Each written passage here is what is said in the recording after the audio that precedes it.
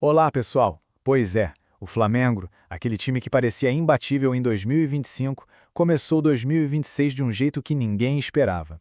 Vaias no Maracanã, resultados que não vêm, a pergunta na cabeça de todo rubro-negro é uma só: o que está acontecendo com o Mengão? Então, bora mergulhar nos números para tentar entender essa crise. E para começar, se liga nesse número que aparece aí na tela: 21%. Só isso. Parece pouco, né? E é. Essa é a porcentagem de vitórias do Flamengo nos 8 primeiros jogos do ano.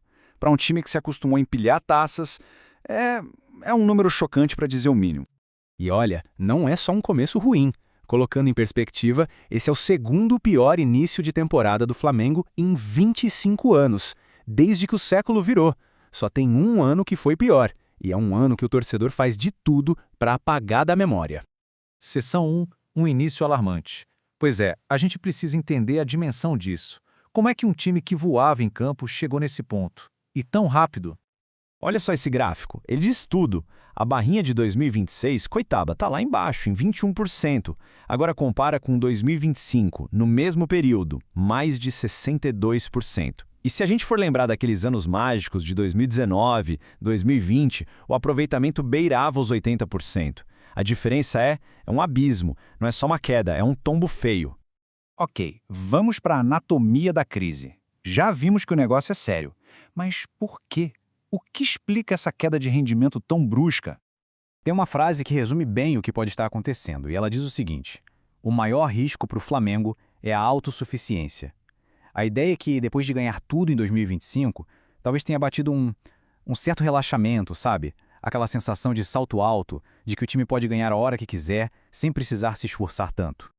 E essa imagem aqui mostra bem essa mudança de chave. O Flamengo de 2025 era pura intensidade, era um time que jogava junto, com uma sintonia absurda. Já o time de 2026 parece anestesiado.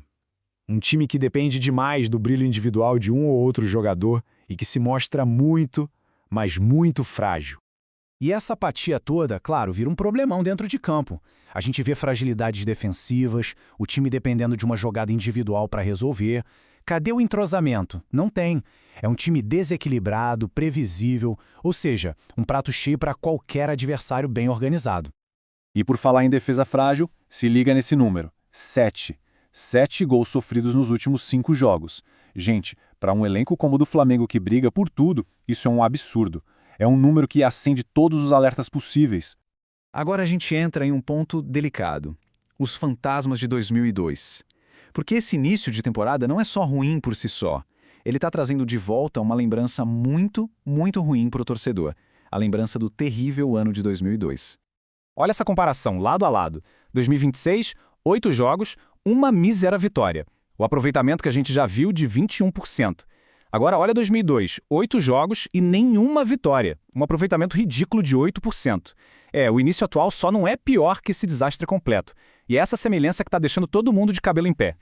Mas por que tanto medo de 2002? Simples, porque aquele ano foi o ano em que o Flamengo, com toda a sua grandeza, brigou até a última rodada para não ser rebaixado.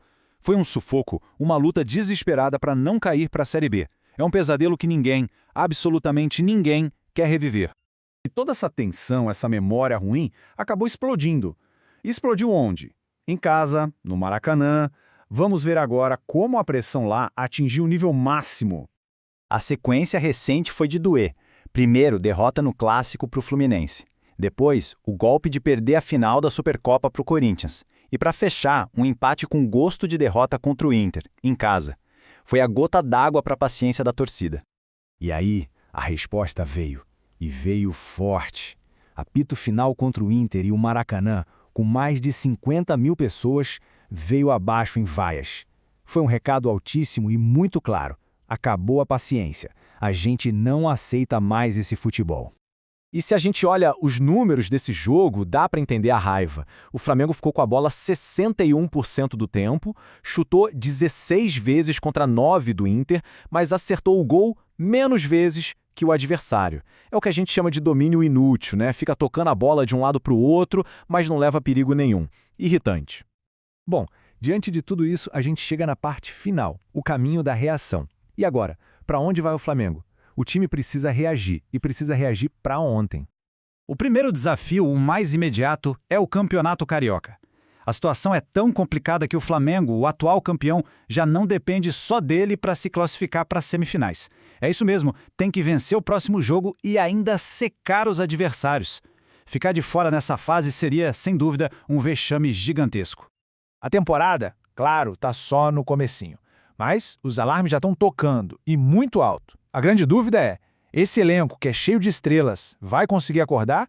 Vai conseguir achar de novo aquela vontade de 2025 e impedir que a história se repita, que o fantasma de 2002 volte com tudo? A resposta para essa pergunta pode definir todo o ano do Flamengo.